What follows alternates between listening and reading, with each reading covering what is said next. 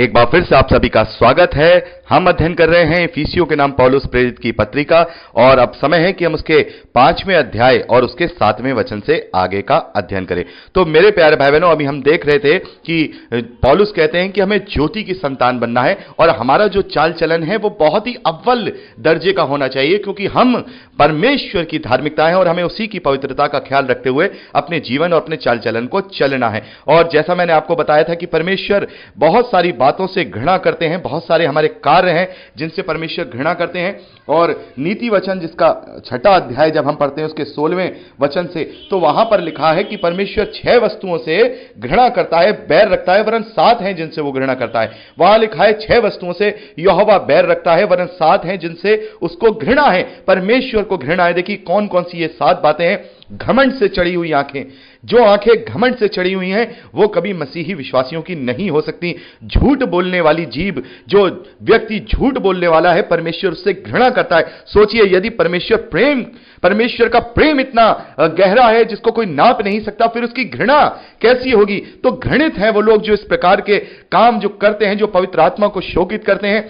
क्या घमंड से चढ़ी हुई आंखें, झूठ बोलने वाली जीभ, निर्दोष का लहू बहाने वाले हाथ, अनर्थ कल्पना गढ़ने वाले मन। अनर्थ कल्पना यानी किसी को धोखा देने के लिए योजना बनाना या किसी के लिए मन में कपट को लेकर के आना।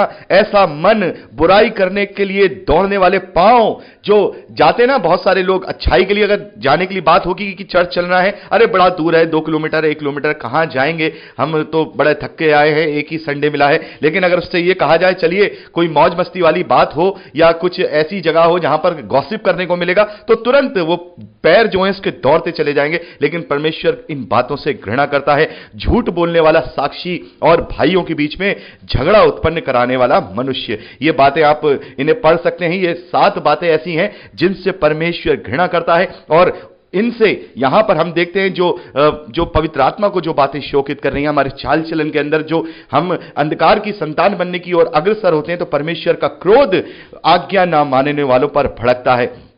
7वें वचन में पौलुस कहते हैं, इसलिए तुम उनके सहभागी ना हो, क्योंकि तुम तो पहले अंधकार थे परंतु अब प्रभु में ज्योति हो, अतः ज्योति की संतान के समान चलो, क्योंकि ज्योति का फल सब प्रकार की भलाई और धार्मिकता और सत्य हो। यहां पौलुस कह रहे हैं कि अब तुम इसके सहभागी नहीं हो, क्योंकि तुम पहले तो अंधकार में चलते थे, लेकिन अब तुम अंधकार में नहीं, बल्कि अब तुम ज्योति की संतान बनो, क्योंकि प्रभु यीशु मसीह में तुम अब ऐसी ज्योति बन गए हो जिसका फल हर प्रकार की भलाई और धार्मिकता और सत्य है। और यह परखो कि प्रभु को क्या भाता है। ये परखो, यहां पे परखो का मतलब ये नहीं कि हम उसकी एग्जामिनेशन करें, नहीं। परखो का मतलब ये है कि ये जानो, ये समझो, ये तुम जानते हो कि प्रभु को क्या क्या भाता है, उसको क्या क्या भाने योग्य है, क्या क्या भलाई उसके भाने योग्य है, उसके चाहने योग्य है। उसको परखो कि प्रभु को क्या भाता है।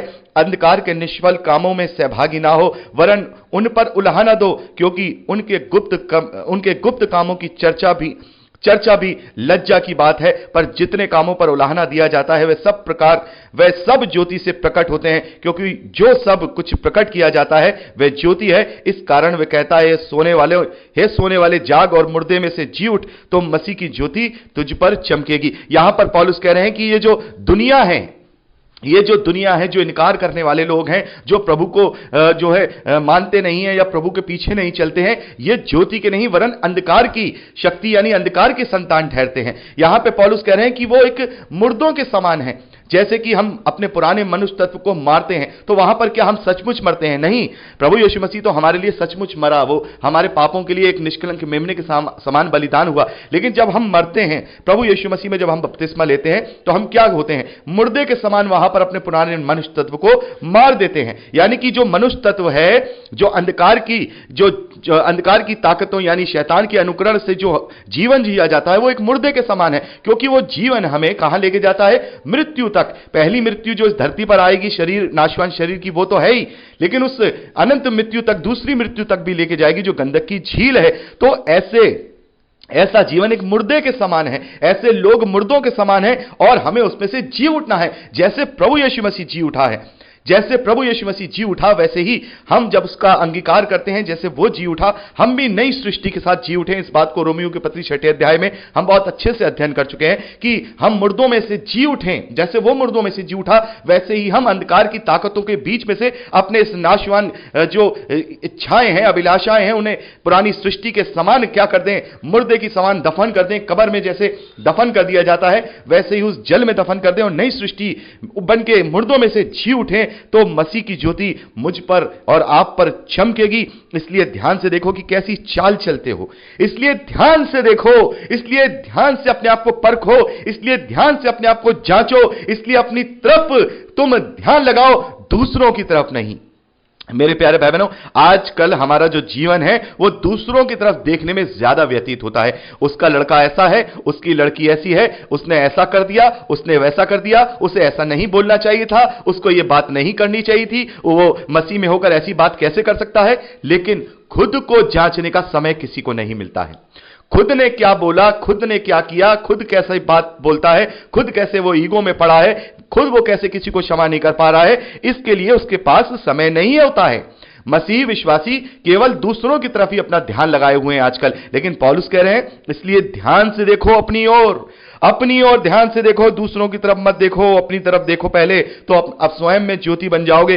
पौलुस कह रहे हैं कि कैसी चाल चलते हो, ध्यान से देखो कैसी चाल चलते हो, निर्बुद्धियों के समान नहीं पर बुद्धिमानों के समान चाल चलो। बुद्धिमानों के समान, कौन बुद्धिमान है? परमेश्वर का भय ही बुद्धि का प्रारंभ है। हम देखते हैं वचन कहता है कि परमेश्वर का भय मानना ही, परमेश्वर को जो है मानना ही बुद्धि का प्रारंभ है।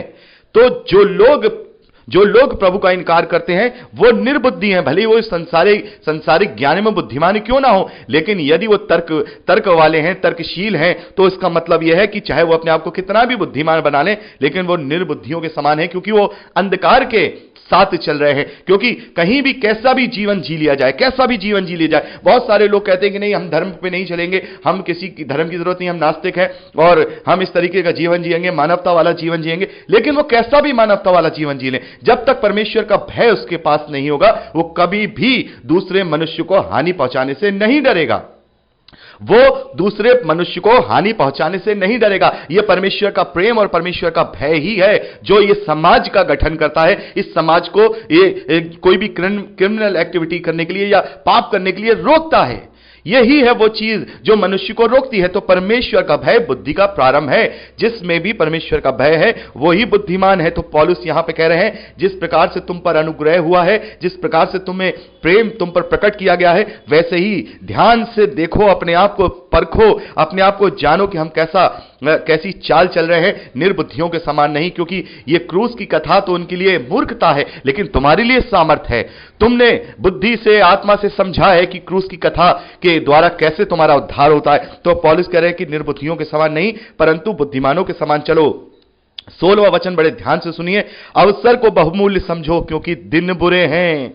हालेलुया, दिन बुरे हैं, दिन बुरे चल रहे हैं। उस समय भी दिन बुरे हैं और आज भी दिन बुरे हैं। शैतान पूरे क्रोध के साथ कलीसियाओं पर अटैक कर रहा है, पूरी तरह से उन्हें की आत्मिक जीवन को बर्बाद करने में लगा हुआ है। दिन बुरे हैं, अवसर को बहुमूल्य समझो। यह अवसर मिल गया है, हमें अवसर है ये हमारे पास कि हम अपने आप को, अभी भी अगर हमने अपने मन को शुद्ध नहीं किया है, अभी भी हमारे अंदर कुछ छोटी छोटी गलतियां पाई जा रही हैं, छोटी छोटी लोमड़ियां हैं, तो याद रखिएगा ये छोटी छोटी लोमड़ियां जब दाग की बारियों में घुसती हैं तो सारे फलों को बर्बाद कर देती हैं। उस दाग की बारी को वो बर्बाद करके वहां से निकलती हैं। कहने को तो वो छोटे छोटे जीव हैं, ऐसे ये छोटी छोटी ईगो, ये छोटी छोटी गलतियां, ये छोटी छोटी बातें जब हमारे अंदर घुसती हैं तो हमारे अंदर आत्मिक जीवन को ये पूरी तरह से नष्ट कर देती हैं। तो हमें अवसर को बहुमूल्य समझना है, हर एक प्रकार से इस अवसर को बहुमूल्य समझना है कि आज अवसर है।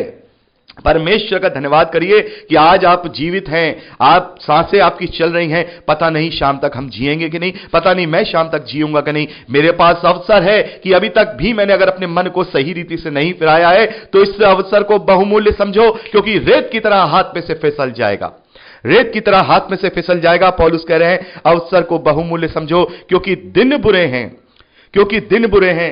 इस कारण यहां पौलुस कह रहे हैं, इस कारण निर्बुद्धि ना हो, पर ध्यान से समझो कि प्रभु की इच्छा क्या है। दाख रस से मतवाले ना बनो, क्योंकि इससे लुच्चपन होता है, पर आत्मा से परिपूर्ण होते जाओ और आपस में भजन और स्तुति गान और आत्मिक गीत गाया करो, और अपने अपने मन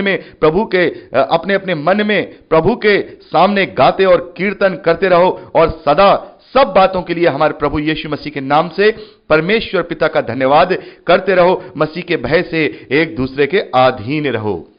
यहां पर इस लाइन को अभी मैं आपको कहता हूं, उस पर फोकस करिए। 21वें वचन में यहां पौलुस लिखते हैं, मसीह के भय से एक दूसरे के अधीन रहो। अधीन शब्द को यहां पर ध्यान रखिएगा, एक दूसरे के अधीन रहना है। एक दूसरे के किसे? मसीही विश्वासियों को एक दूसरे के अधीन रहना है। इसलिए मैं आपको 21वां वचन जरा गौर करने के लिए कह रहा हूं, क्योंकि आगे चल के अभी हम पति और पत्नी के विषय में 22वें वचन में पढ़ते हैं, हे पत्नियों अपने पति के ऐसे अधीन रहो जैसे प्रभु के। यानी पति और पत्नी अपने पति के अधीन रहेगी, और यहां पर मसीही विश्वासी भी एक दूसरे के अधीन रहें, यहां पौलुस ने कहा है। तो इसके विषय में संदर्भ है, मैं अभी आगे बात करूंगा। यहां पर पौलुस कह रहे हैं कि दाख रस से मतवाले ना बनो, क्योंकि इससे लुच्चपन होता है, पर आत्मा से परिपूर्ण होते जाओ। दाख रस से मतवाले ना बनो। बहुत सारे लोग ये सोचते हैं कि नहीं, ये तो दाख रस हम पी सकते हैं, सारी चीजें कर सकते हैं। तो यहां पर हमें यह देखना होगा कि क्या हम ये चीज कर सकते हैं कि नहीं। जिससे भी लुच्चपन उत्पन्न होता है, जिससे भी पवित्र आत्मा को शोकित वाली बात उत्पन्न हो सकती है, तो अच्छा यह है कि हम उनसे दूर रहें, उन्हें अपने आप से दूर कर दें। तो यहां पर अगर कोई दाख रस पीता है और वो ये कहे कि मैं मतवाला नहीं होऊंगा, या तो मतवाले के लिए लिखा है कि मतवाला नहीं होना है, पी सकते हैं, लेकिन नहीं, ये हो ही नहीं सकता कि आप अपने अंदर इतना कंट्रोल उत्पन्न कर लें कि आप कभी मतवाले नहीं होंगे, क्योंकि बुद्धि भ्रष्ट होती है और होती रहेगी। और वैसे भी आज जो वाइन मिलती है वो दाख रस नहीं होता है, वो दाख रस नहीं होता है, वो केमिकल के द्वारा अल्कोहल होता है, जो आपकी बुद्धि पर बहुत बुरा असर डालता है। इसलिए यहां पर बाइबल को जब हम पढ़ते हैं तो ये पूरी तरह से जो मसीही विश्वासी हैं, इस बात का जो है, इसको एक तरह से बिल्कुल मसीही विश्वासियों को पीने के लिए प्रतिबंधित है। ये इसको नहीं पी सकते हैं, क्योंकि अगर इसको पिया तो आप पवित्र आत्मा को शोकित करेंगे। भले ही आप ये सोचेंगे नहीं, हम तो पवित्र आत्मा को शोकित नहीं कर रहे हैं, हम तो केवल पी रहे हैं, लेकिन मतवाले नहीं हो रहे हैं। तो कोई भी बुराई कभी भी आप अपने आप से अपने अंदर लेंगे तो वो छोटा स्वरूप भले ही हो, लेकिन धीरे धीरे करके वो आपको एक ना एक दिन मतवाला जरूर बना देगी। तो ऐसी चीज में हम जाए ही क्यों, ऐसी चीज में हम पड़े ही क्यों, जिसमें हम अपने आप को क्या कर लें, हमें अंदेशा हो कि हम बर्बाद हो सकते हैं। आज थोड़ी सी मात्रा हो सकता है, कल बड़ी मात्रा। तो ऐसी चीज को मुंह लगाना ही क्या, जिसको मुंह लगाने से हम जो है परमेश्वर की घृणित दृष्टि में आ सकते हैं, हम परमेश्वर के लिए घृणित ठहराए जा सकते हैं। तो ऐसी चीज को अपने जीवन से दूरी रखें। ये यहां पर कोई बहस करने की बात नहीं है कि नहीं मतवालापन होना ही पाप है, पीना पाप नहीं है। नहीं, एक ना एक दिन जरूर वो मतवाला होगा, और एक भी बार वो मतवाला हुआ तो उसने पवित्र आत्मा को शोकित कर दिया। तो ऐसी बुराई से हम दूर ही रहें, और प्रभु यीशु मसीह ने भी यही हमें समझाया है कि हम पाप और पाप के कारण से दूर रहें। पाप और पाप के कारणों को अपने जीवन से दूर कर दें। यदि तेरी आंख भी तुझे ठोकर खिलाए तो उसे भी फोड़ दे, तेरा दाहिना हाथ तुझे ठोकर खिलाए तो उसे काट के फेंक दे। यानी कि अपने जीवन से पाप और पाप के कारणों को, हर एक कारण को अपने जीवन से दूर ही रखना मसीही विश्वासियों के लिए बेहतर है, क्योंकि हमें ज्योति की संतान बनना है, हमें अंधकार की संतान नहीं बनना है। और पौलुस कहते हैं कि आपस में मिलकर के आत्मिक गीत गाया करो, स्तुति गान करो, परमेश्वर के भजन करो, इसी में आनंदित रहो। और सदा, यहां पौलुस कहते सदा सब बातों के लिए प्रभु यीशु मसीह के नाम पर परमेश्वर पिता का धन्यवाद करते रहो। तो यही मसीही जीवन है, यही मसीही जो लोग हैं, मसीही विश्वासी, उनका ज्योति की संतान बनना यही है कि वो अपने आप को पवित्र रखें, हर एक रीति से परमेश्वर के ग्रहण योग्य बने, हर एक रीति से अपने आप को जांचते रहें, अपने आप को जो है ध्यान से देखते रहें कि हम कैसा जीवन जी रहे हैं। यही सारी बातें यहां पौलुस ने 5वें अध्याय पहले वचन से लेकर 21वें वचन तक कही। और 21वां वचन यहां पौलुस कहते हैं कि मसीह के भय से एक दूसरे के अधीन रहो। अधीन का मतलब क्या है? क्या एक दूसरे के गुलाम रहो? क्या जो एक मसीह विश्वासी दूसरे से कह दे वो ही किया करो? तो इस बात को हम अगली रिकॉर्डिंग में बात करेंगे, जहां पति और पत्नी के विषय में पौलुस ने 22वें वचन से लेकर के 32वें 33वें वचन तक बात की है। प्रभु आपको आशीष दे। Praise the Lord.